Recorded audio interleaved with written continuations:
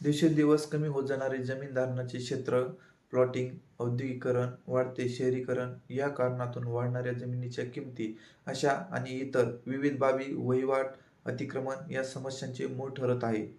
आज भूमी अभिलेख कार्यालयातील होणाऱ्या गर्दीवरून आणि तेथे मोजणी संबंधी असलेल्या प्रकरणांची संख्या पाहून मोजणी ही बाब किती व्यापक झाली आहे याचा अंदाज येईल.